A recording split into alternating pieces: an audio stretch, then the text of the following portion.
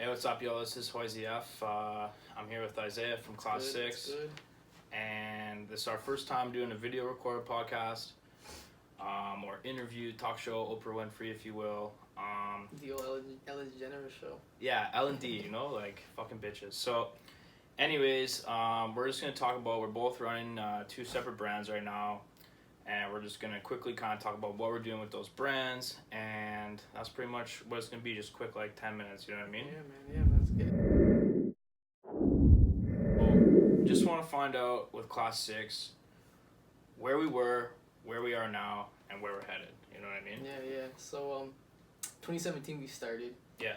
It was kind of just, it was really abrupt. Kind of just, out of the blue, let's start a clothing brand, let's get it going type of thing. You and a couple boys? Yeah, me and two friends. So when we started that, it was kind of just, we were going to push it in the city of Toronto and keep it that way. Mm-hmm. But I realized a lot of my support, like at the start especially, might have had to come from places outside of Toronto, because you can't just like drop a clothing brand in the middle of the blue and be like, hey guys, support me just because it's Toronto type thing. Yeah, because you and everyone else in Toronto is doing that. Yeah, exactly. There's tons of clothing brands around here, so it's like you got to differentiate yourself from the rest of the competition. So like you said, where we are now, that's what I'm trying to figure out now at this point, is how I'm gonna take my brand and make it different than all these other brands and what they're doing. Yeah, a lot of for it sure. is like Toronto-based clothing, and it's like the CN Tower on t-shirts and Yeah, like you got Come with Citizen of type Toronto. thing, all that type of stuff, and it's like I like it, I vibe with it, but I don't want to go that direction. Yeah, you also really limit yourself, I think, Yeah, to exactly. consumer base. Yeah. Yeah, Toronto's sick city. Love Toronto. Don't want to say anything bad about it or any of the brands coming out of the city. Of course. But it's a super saturated market, and Yeah. you only got about 10 million people who really gonna buy into that with some tourists too, right? So you got to figure out ways to be different from the competition for sure. Yeah. So what's next? What's next then? What are you thinking? Where are you gonna head? Like, what's the game plan?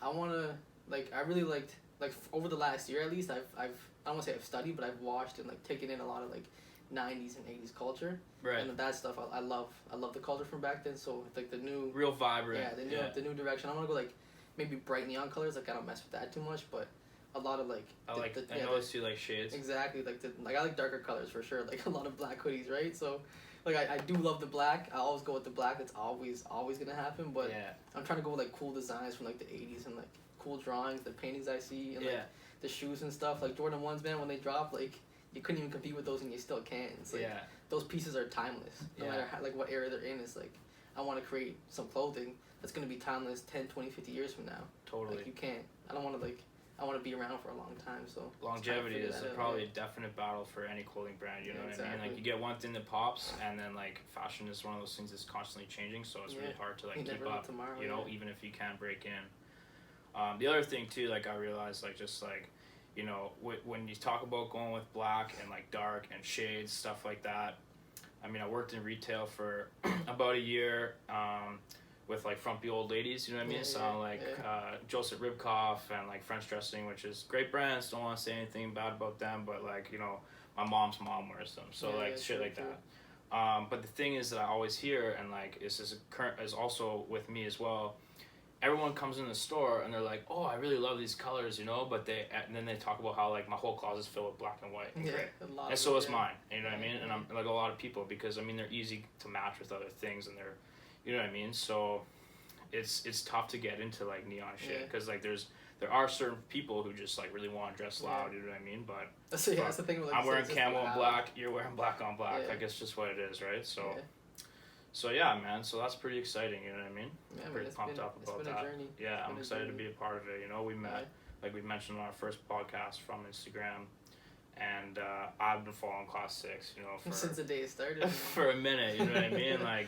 That was finding Class 6 on Instagram for me was a huge turning point, personally, right? So that was really sweet, bro. You've come a long way too. You've surpassed us. It was ridiculous watching us grow together. You just take off to here, and it's next thing you know, always just doing big things. It's just a grind, yeah. Well, it's only Instagram, you know what I mean? Yeah, still. And it has been a pretty cool journey for me, and it has actually provided me with full-time income. Not from my own personal page, but just because other people saw what was going on, and I was able to basically just take that, and people are like, "Yo, how you do that?" I'm like, "Yo, try to explain to people how to do it."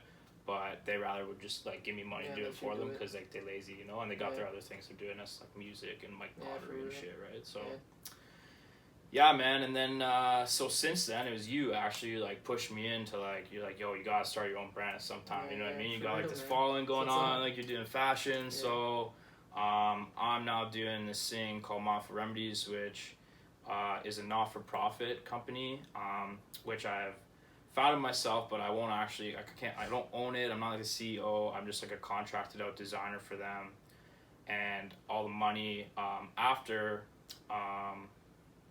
cost to materials and like labor and stuff like that, 100% of that will be going to mental health, specifically youth from like ages 24 and under to like 16, you know, because like that's something that's like near and dear to me. Yeah, man. It matters, really. As long as you got some strong to support. And well, yeah, man, you know, like I feel like, you know, you have to do something that's like from your heart, right? Yeah.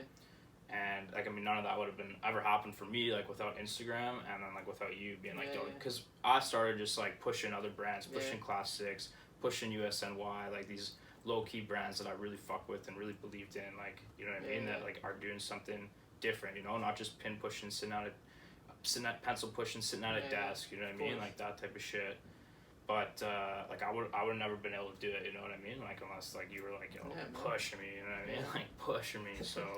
So we're finally getting that going, and what are your plans with that at least for next year? I don't know, man. Like, I mean, right now, like, we're just, like, I started it. I kind of, like, don't really know much about what I'm doing. I'm really trying to get into, like, learning how to sew, learn how to serge, cut patterns, stuff like that.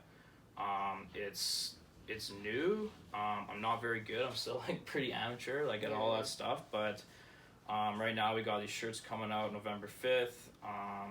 Put a lot of work into them, hoping they do all right. After that, gonna get into hats, you know. I personally really like loud colors. Loud hats too, bro. Loud hats, like, I mean, obviously I'm wearing black today and camo, but like I like colors, man. And personally, me, primary colors, you know, like Champion CN, Champion Fila, Toronto Maple Leafs, Montreal Canadiens, New York Rangers. You know what I mean? Like, I like yellow, red, and blue. Like, that's what I just like that shit. I fuck with it. So we've got some sweaters coming out in the winter and some track pants coming out in the winter as well. Hats are next on the docket.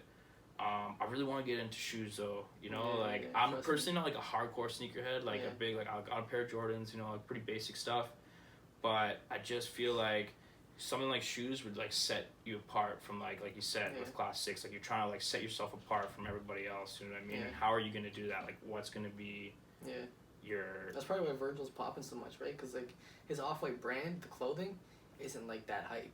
But then you see this dude drops like shoe after shoe after shoe after shoe, and they're all reselling for $1,000 plus. Right. It's like the resale, because they need it, right? And it's different. Like, I mean, anyone can take a shirt and put a logo on it, right? But like to actually go out above and beyond and start doing something like shoes is like different, right? And like, I don't know. I just feel like it'd be the right thing to do. I don't really know like how the fuck I'm gonna do that, you know. But it's just something I would like to look into, right? And then, so that's pretty much what's on the docket, like for what's to come for us. I mean, we're still very new. We haven't actually dropped any pieces like you guys yet, but we're getting there, you know. And it's pretty cool. It'll come along, man. It'll come along. Yeah, and bro. You learned a lot of stuff from like growing your brand as your personal brand. So I'm sure you transfer that over to your Montfort Remedies, and it should be easy. I hope so, man. I don't think anything's easy. You know, I think like this illusion that like, you know, our generation really has is like, you know, like we can just get quick over rich quick overnight. And I used to be like a huge believer in that. You know, I used to just be like, yo, that's a great idea. Wake up and you got the next. And I'd be like, tomorrow morning I'll be like millionaire. You know what I mean? And like I think that's like an illusion. My old man actually told me, he's like, you're more likely to get struck by lightning, you know, than get rich overnight. So like, give that a rest. You know what I mean? Yeah. So why don't we talk a little bit about your roots, bro? Like, tell me a little bit about. We were just driving through your old neighborhood. Like, let's hear about that. Like, so real quick. I just, you know, I like that. You know, I like the story.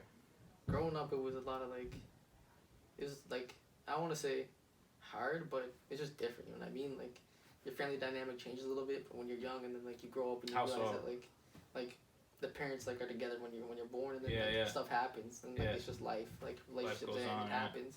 And then that happens, so it's like now you're split between your mother and your father type thing, and it's like it's just learning to grow up like that. So a lot of the times, like it was me and my brother. Which I think is really common with like. That's what I mean nowadays too, especially right? Like the divorce rate went up, so it's like a lot of parents are split. Step parents, So I realized like even my generation, at least in yours, like a lot of kids are raised by their friends. Like that's just what you do. It's so much easier than because like you gotta split time between mom and dad, right? Absolutely. And it's like why do that battle when like your friends are always constant. And you like, choose them, Yeah, blood is like, blood, exactly. of course, and it's never gonna be family, replaced. It's just different when like growing up, no matter who you're like as a young kid, like no matter what generation you're from, that's usually how you learn stuff with your friends. So a lot of my inspiration does come from my friends and like how we were growing up and the type of stuff. And you got like a lot of the same boys that you had since you're like what 10 years old. 10. And they're still 11. your same pretty much same type boys today, right? Strong still, so that's like a family more than anything. You know what I mean? Like that's people you can't create these like lifelong friendships also overnight. You know what I mean? You can't.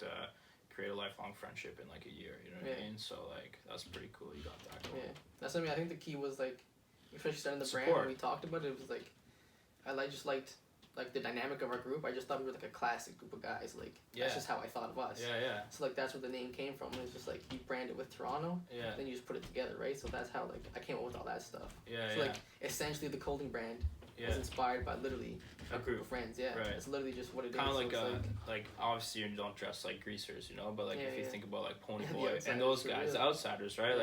Like that's something like you said is timeless in itself, right? Is people. Friendships, you know what I mean, and not everyone is as fortunate to have the same core group of friends as like you are, but like I think that's something a lot of people can like really get behind, you know what I mean, and like be a part of. Like if you got like people that you fuck with your whole life, and they still fuck with you and they take your back, you know what I mean, and like they don't snitch on you when you get in trouble with your teacher, like that type of thing. Like that's a real friend, you know what I mean? Yeah, like that's a real friend. And I think like that's what my understanding what Class 6 is all about. Like it's Class 6 from Toronto. It's like real homey, you know what I mean? Real, like a love feel, right? So. Where were you growing up in Guelph? I've never been to Guelph, so. Guelph, man, Guelph Royal City, it's sweet. I loved it. I never really appreciated it until like I moved out west. Like how great of a place it is to like grow up. I got like a really good neighborhood, and like me and some of my boys, we got like these FRC tattoos on our back. We grew up playing hockey together, same sort of thing. Like. I learned, and they also, I guess, learned that, you play for the name on the front, not the name on the back. Yeah, of course. And, like, that was instilled to me from, like, a young age. I grew up, like, idolizing, like, all these, like, hockey teams and shit like that, and, like, camaraderie. The Mighty Ducks. Yeah, Mighty Ducks, man. Yeah, you know what I mean? And you put others in front of you. You put your boys in front of you, you know what I mean? So if you got to bite the bullet, take a bullet, like, that type of thing. Like, that's the kind of mentality that, I grew up with. And I'm really thankful. And like the kids, the guys I was friends with, like in like grade like 1, 2, kindergarten even, you know what I mean? So I was like a really young kid. Those are still like my best friends today. Of course, And like I know they got my back, and I don't have to think twice or doubt it, And anytime like I'm getting a battle with them or they're trying to tell me how I should live my life, because I personally made a lot of like really dumb mistakes in my life, and like a lot of people that care about me were like, yo, what the fuck are you doing? I'm like, yo, fuck you. But like, like I'm just doing me, but like really I was fucking up, and like really these are people that just like sincerely, genuinely care for me and want my best interests, and like those are my friends, you know what I mean? Like those are my family, you know what I mean? And like that's like I'm really fortunate to have that. And I know when they're telling me shit now, like now I'm like kind of realize like when they're telling me shit that I don't really want to fucking hear, you know what I mean? Like they're just like they're actually like telling it because they, not to be from a high place or like to come down on me, but they're actually just telling me because they want what's best for me, you know what I mean? Even if I can't like see that, like, doing stupid shady shit isn't like right at the time, they're like, yo, I'm like, okay, watch out. Yeah, for real,